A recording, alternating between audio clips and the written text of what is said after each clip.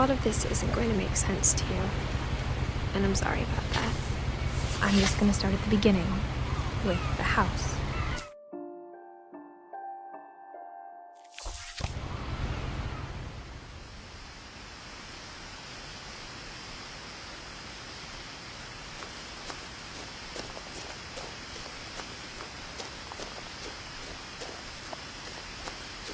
I lived here until I was 11, but I wasn't allowed inside half the rooms.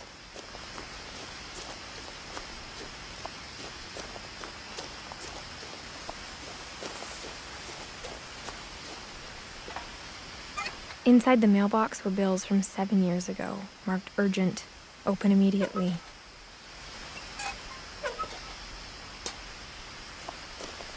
I hadn't been back since my brother Lewis's funeral.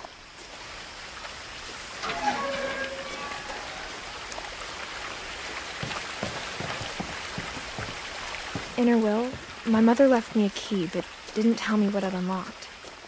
Maybe she thought I'd know, or she thought that the mystery would be enough to bring me back.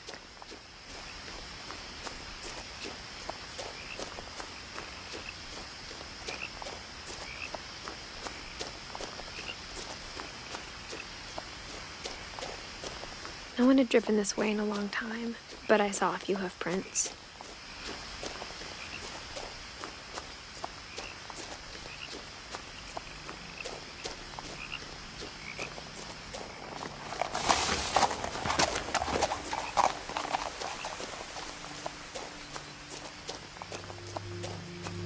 The truth is, even after I inherited the house, I never thought I'd come back to it.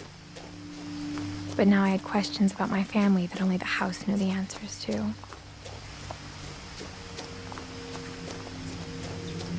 The house was exactly like I remembered it, the way I'd been dreaming about it.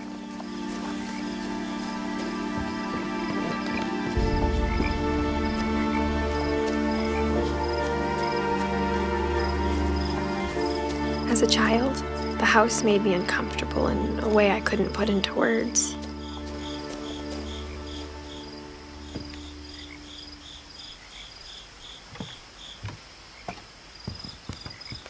Now, as a 17-year-old, I knew exactly what those words were. I was afraid of the house.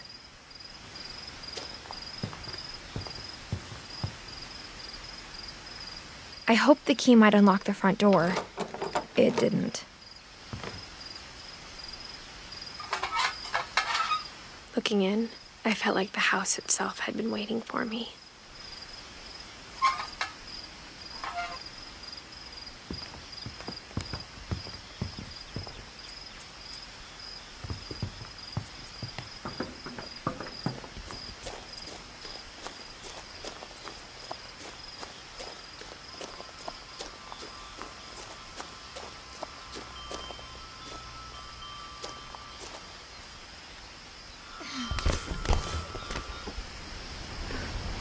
Crawling through the doggy door used to be a lot easier when I was 11.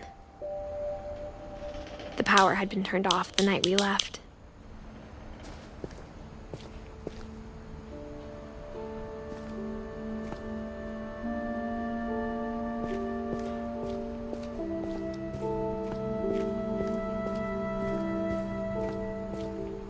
For the first time in years,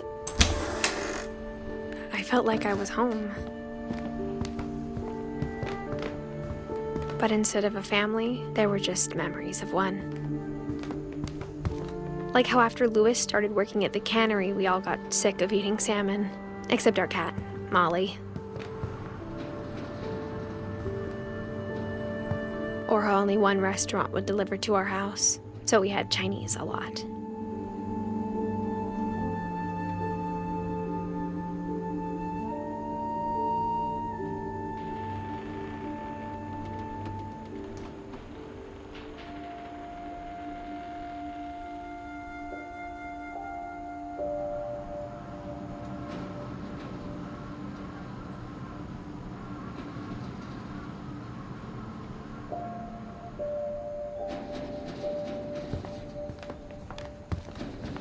Nothing in the house looked abnormal.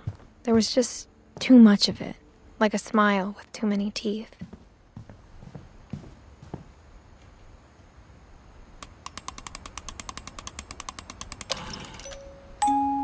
Great-Grandpa Sven built a music box for Barbara, along with the rest of the house.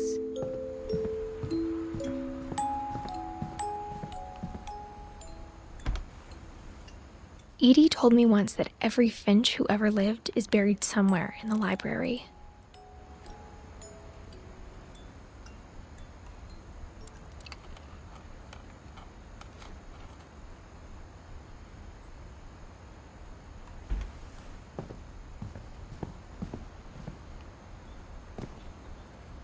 After Milton disappeared, Mom sealed up all the bedrooms. Then Edie retaliated and drilled peepholes.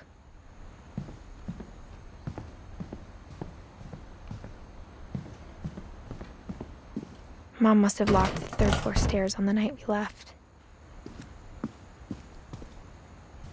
Edie's father, Odin, built the original house. Barbara was a child star for 2 years, until America grew out of it.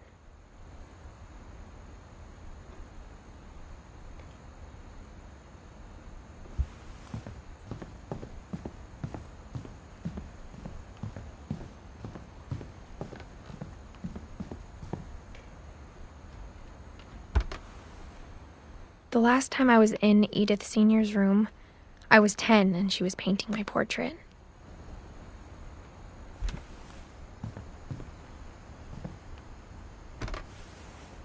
My Grandpa Sam spent 7 years sharing a room with his dead brother, Calvin.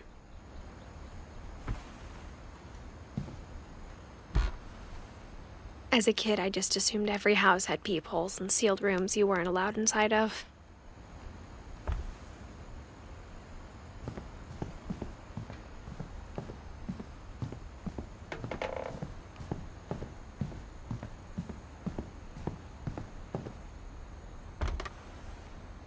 Molly always seemed like a girl I could imagine being friends with, if she hadn't died in 1947.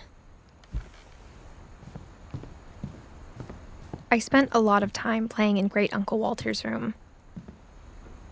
I think my mom sometimes regretted not sealing it up. Lewis told me there were secret passages, but I never believed him.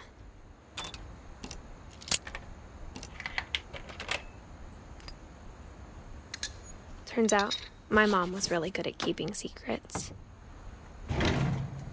Now it was time to find out what my mom had been afraid of.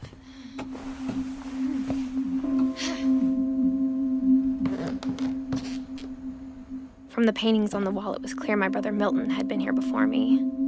Reading this, maybe it sounds like I had a plan.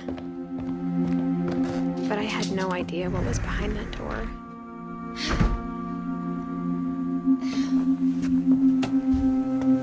Just like I had no idea where all this was gonna lead. I grew up looking at Molly's room through the peephole. Being inside for the first time, I felt like I'd stepped behind a painting.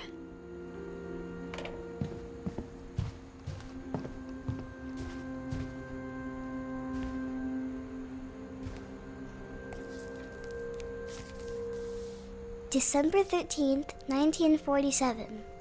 Dear Diary, I'll be gone soon, but I wanted to tell somebody about what's gonna happen. It started when Mom sent me to bed without dinner. I woke up and I was starving, so I looked around for something to eat. The gerbil food was dry, but I didn't mind it.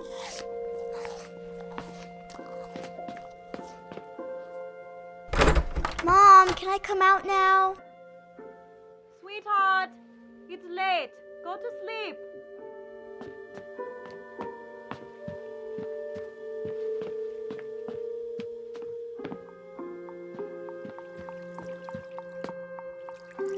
I thought about eating Christopher, but I held back.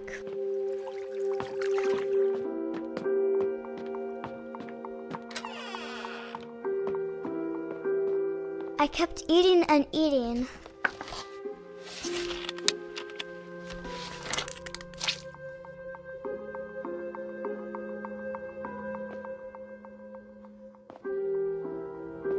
I ate a lot of things that night.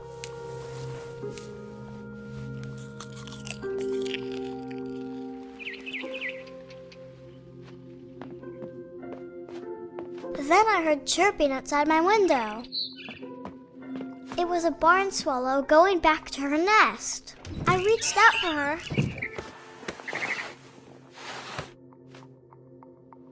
And suddenly, I was a cat. I tried to be quiet, but the bird was really scared.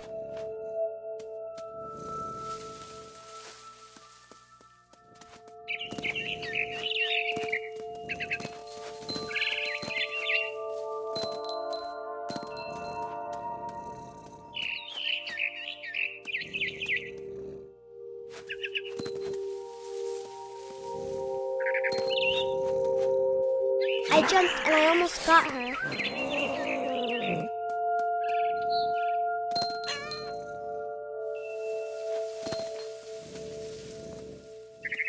I could tell she was getting really tired. Now I was up in the big tree. I promised Dad I wouldn't climb it anymore. All I cared about was eating that. I gobbled her up. And suddenly, I was an owl. First, all I heard was the wind. Then I heard little teeth nibbling in the grass.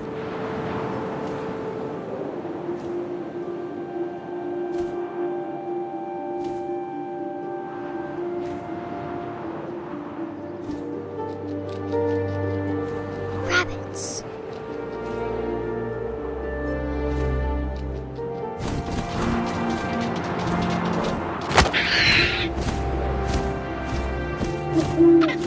I imagined his face looking up and seeing mine through my talons. I swallowed him up, and I didn't chew one bit. Then I flew off to find something bigger.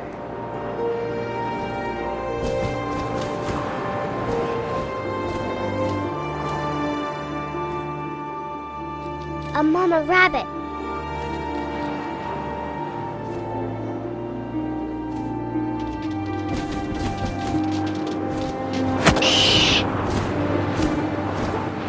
She was almost too big to carry.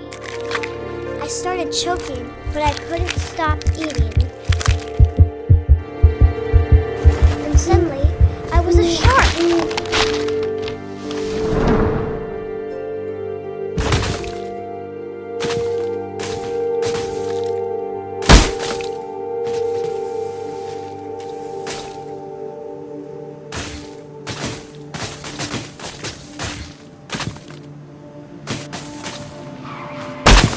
I rolled off a cliff and into the ocean. Now, I was hungrier than ever.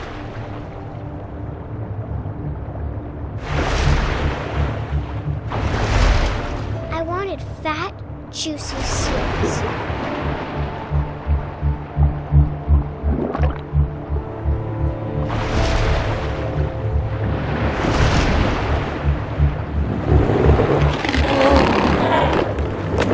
Off her flipper, and it tasted really good.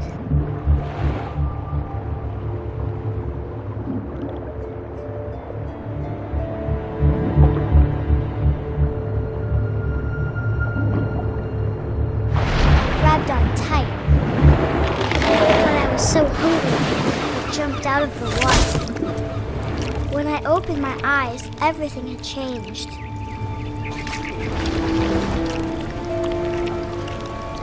Now I was a monster, and I smelled people everywhere.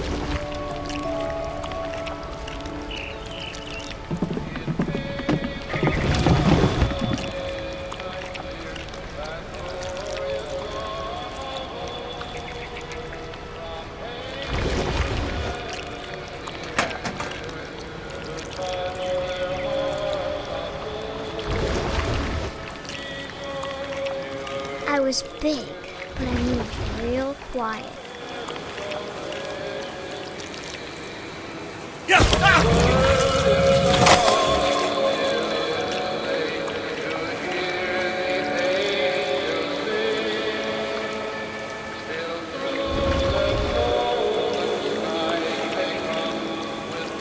wanted to stop, but also I didn't.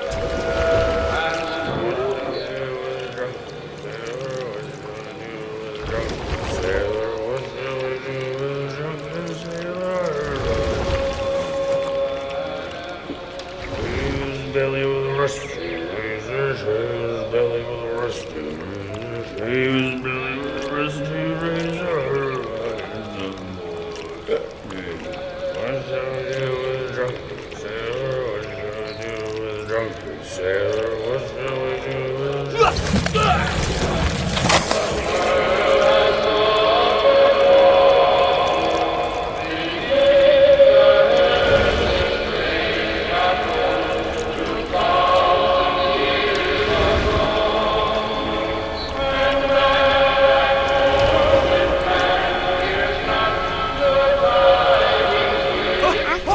Passenger, I was still hungry. And to cross the water, I smelled something new. Something I had to have, so I swam towards it.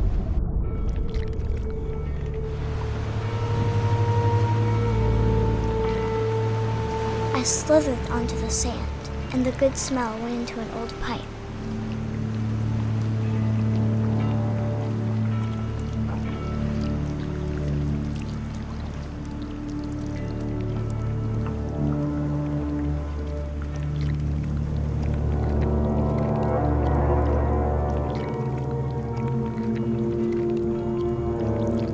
I got closer and closer.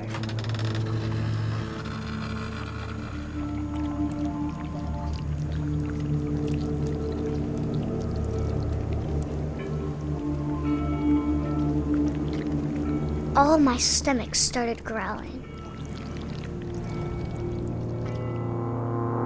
And suddenly, I was me again. I held my breath for a long time, but I couldn't hear anything. I think it's waiting for me to fall asleep. But it's not going to wait much longer. It needs to feed, and we both know I will be delicious.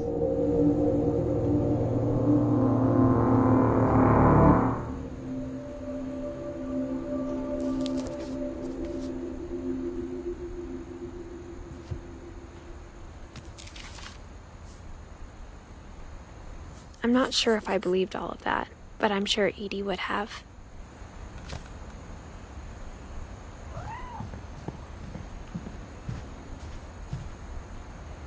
I can't describe it, but I felt like some part of Molly was still here.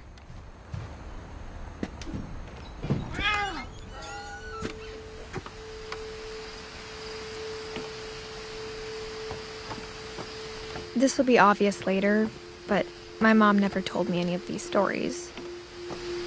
Edie would have, but Mom didn't like bringing up the past.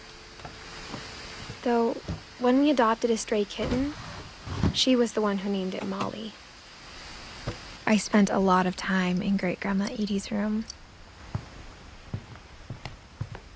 Louis died a week before we left, but Edie had already started to memorialize him. Her room was like a museum.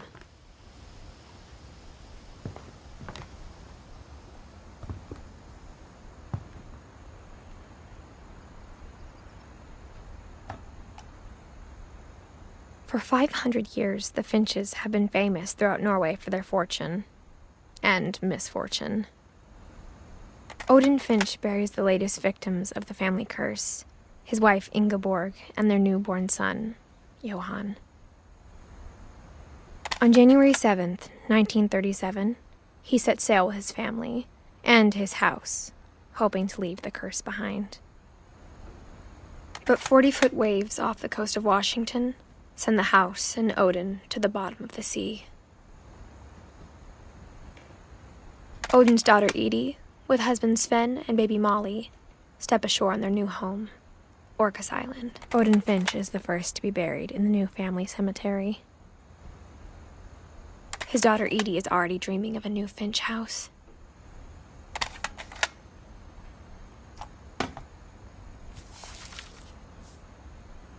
Whatever's wrong with this family, it goes back a long ways.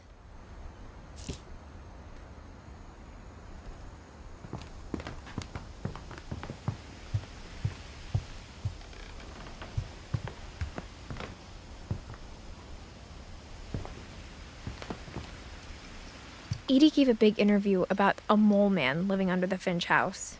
My mom was furious. I hadn't thought of myself as Edith Jr. for a long, long time.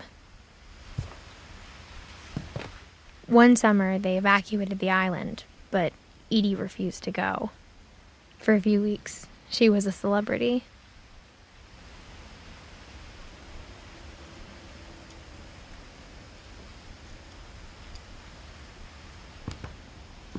When Edie told people Sven was killed by a dragon, she could also have said he was building a dragon-shaped slide that collapsed. She could have, but she didn't.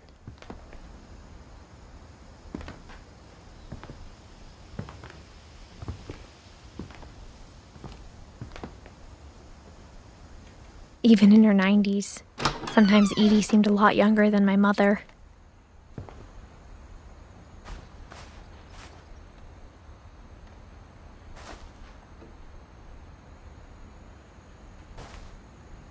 The only trace Grandpa Sam's first wife, Kay, left on the house was the pink bathroom. It was a pretty big trace.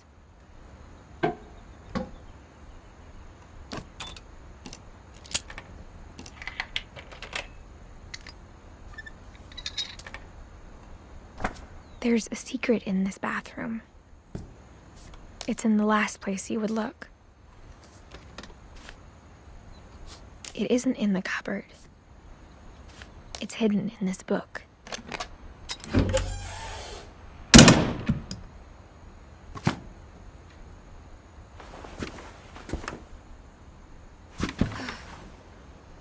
Sven gave Sam an old camera he'd refurbished. He never put it down.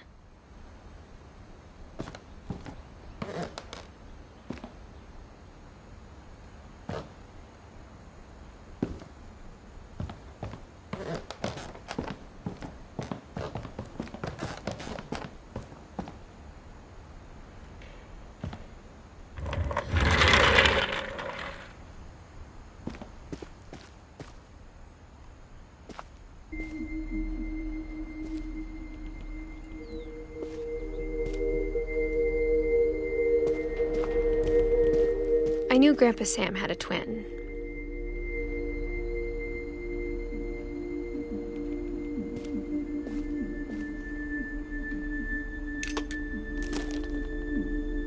And that he never talked about him.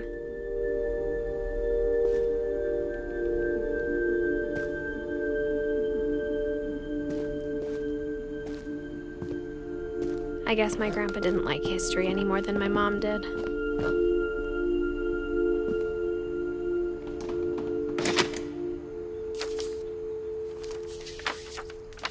How I Want to Remember My Brother by Sam Finch.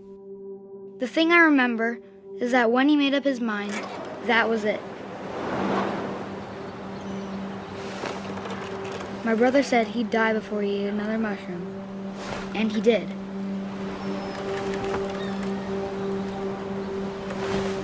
At Barbara's funeral, we swore we'd never be afraid again, and he wasn't. I think Calvin always wanted to fly. Sam! Calvin! Dinner's ready! Coming! But that day, he finally made up his mind to do it. I told him going around was impossible.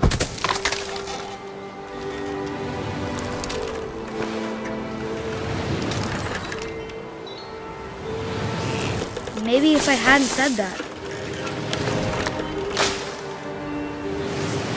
Maybe if the wind hadn't picked up.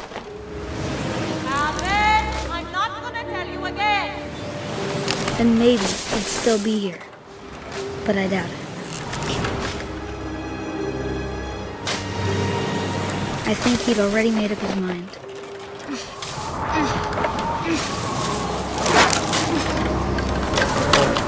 That's what I want to remember about my brother. The day he made up his mind to fly.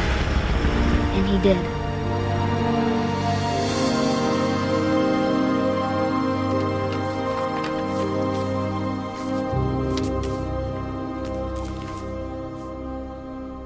Calvin's story felt strangely familiar. When I was younger, I remember trying to do the exact same thing. After the funeral, Edie roped off Calvin's half of the room.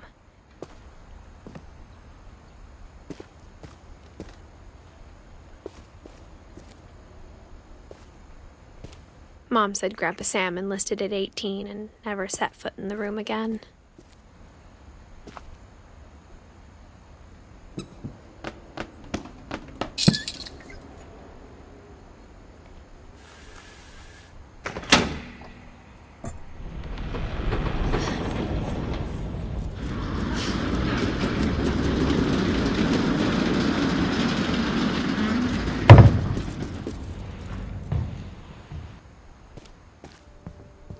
The passages were a pretty tight fit.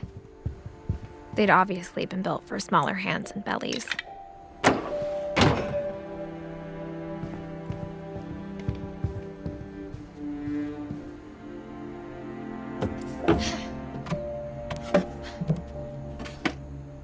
Growing up, I always thought of Barbara as a child star.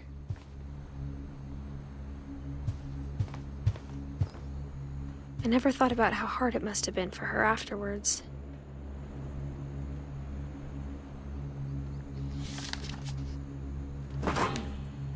Of all the stories people wrote about Barbara's death, I'm surprised Edie saved this one.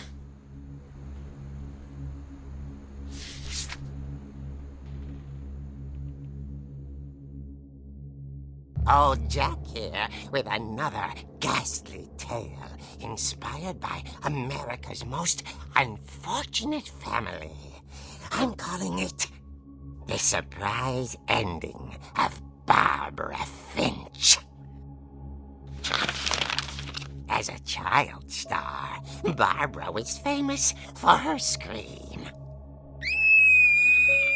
Now at 16, she was all washed up. A has-been. But in a lucky break, she'd been asked to perform her signature scream at a local convention for monster movie fans. It was just the boost her career needed. Unfortunately, her scream hadn't aged well. Getting better. I think you just need the right motivation. Her biggest fan and current boyfriend, Rick, was about to demonstrate when... Now that was a great scream. It was Barbara's father, Sven. He'd slipped into a table saw and had to be rushed to the emergency room. So Barbara got stuck babysitting her youngest brother, Walter. Her convention comeback was cancelled.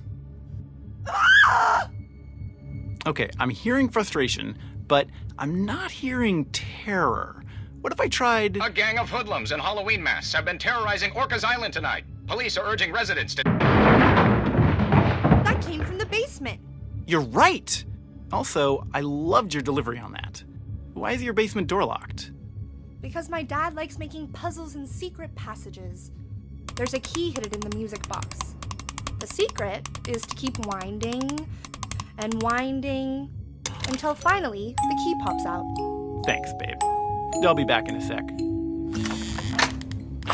20 minutes later, Rick hadn't returned. So Barbara went to look for him, right on cue. She reached for the music box. And as she wound the key, she listened for Rick, but the house was silent.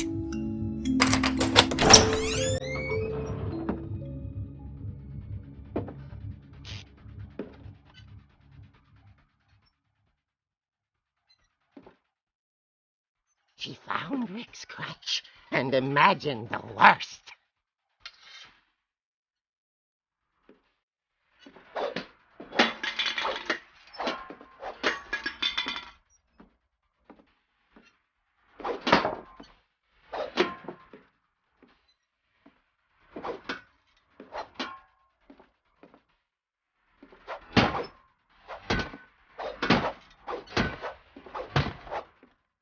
The gang gang's leader is the infamous Hookman killer, Dr. Carl Hamill, who impaled and then ate his family 10 years ago tonight. Both lids rattled and grew still. Oh dear! Oh! Rick? Barb, relax. I was just trying to scare you to help you find your scream. Well, I'm not scared, Rick. I'm furious. Then act furious. All I'm getting from you now is that you're hurt and confused and you... She threw him out, but she kept a little something to remember him by. Barb, have you seen my other crutch? And she was still holding it when she fell asleep watching the late picture show. Hours later... Barbara! Walter, what's going on up there? Ah! Okay, I'm coming up, but if this is a trick, you're dead, Walter.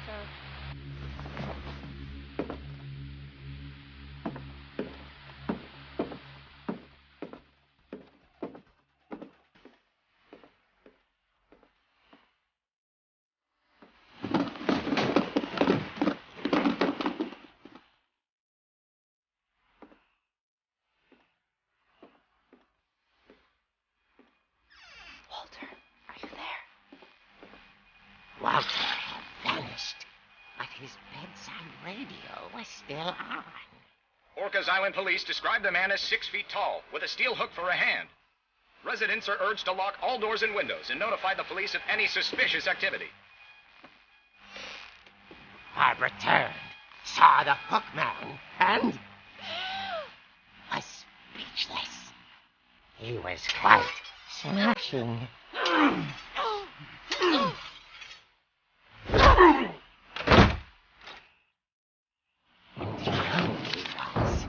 He couldn't get enough of Barbara.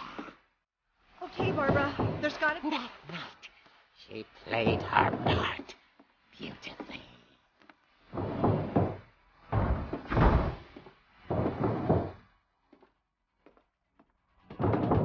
Molly's door hadn't been opened in years. The hinges groaned.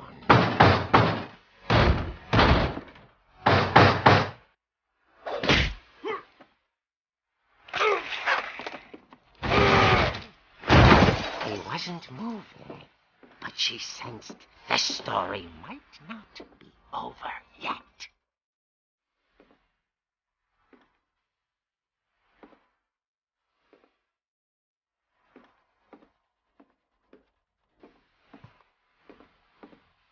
The hookman had vanished. She listened for his breathing, but all she heard was...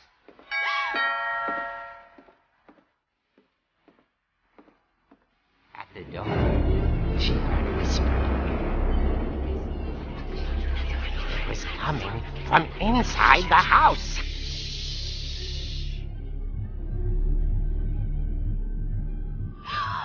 Oh dear. The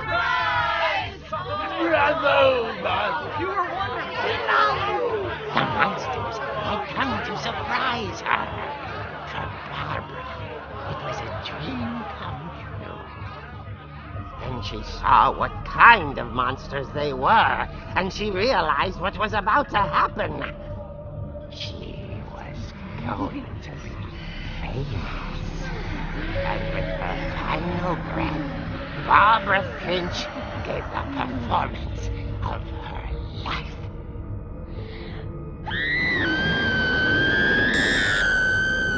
I wasn't there myself, but I hear Barbara was magnificent.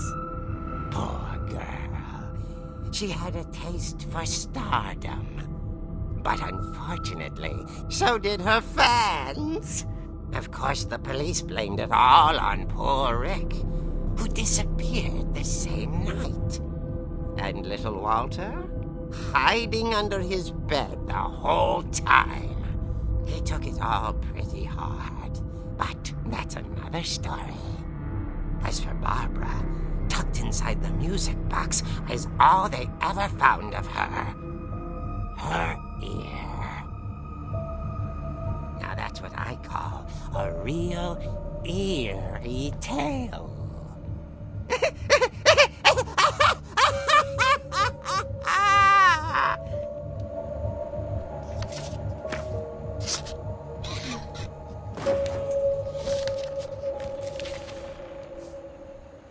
Edie told me all Barbara wanted was to be remembered, as absurd as that comic was.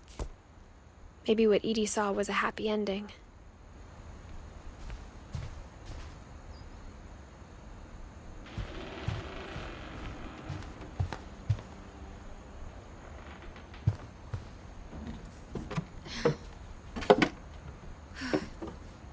I guess now I know why Mom didn't like me playing with the music box.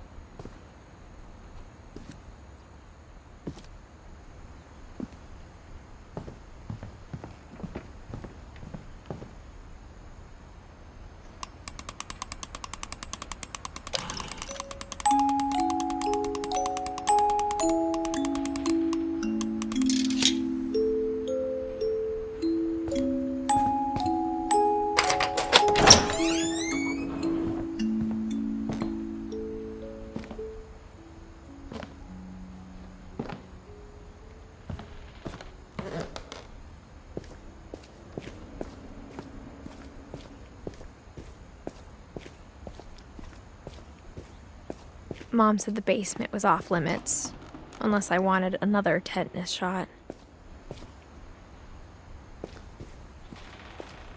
I saw Edie sneak down to the basement once, carrying packages. I thought maybe she was hiding presents. It turned out she was hiding a lot more than that.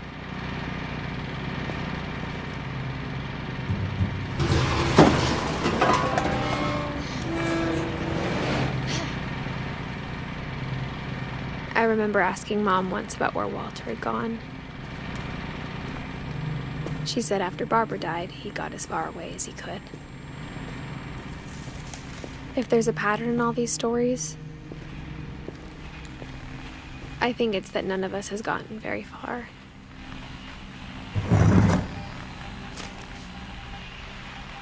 Goodbye, everyone. I can't believe I've been down here for 30 years. On that first day, after the shaking started, I didn't think I'd survive a week.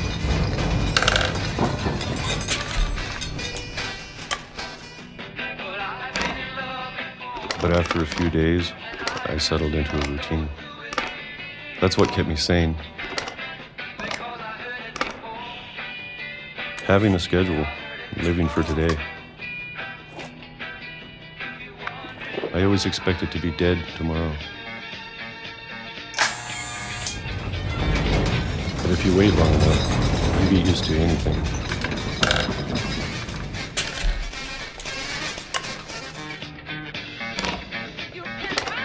Even a monster on the other side of a door starts to feel normal. Almost friendly.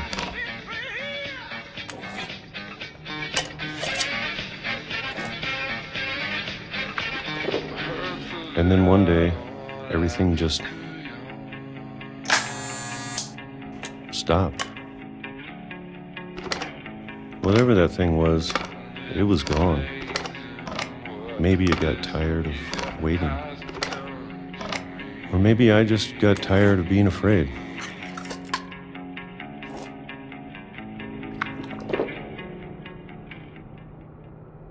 It's been a week now, the longest in 30 years.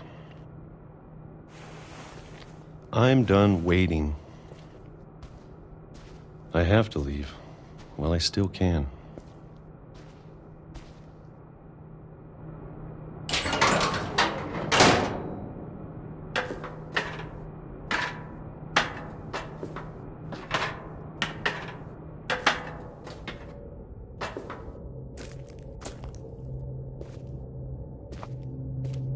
I know it's out there somewhere. Whatever killed Barbara and Molly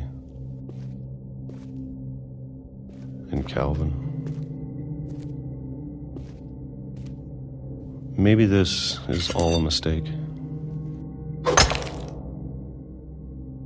But I need to stop living the same day, even if it kills me.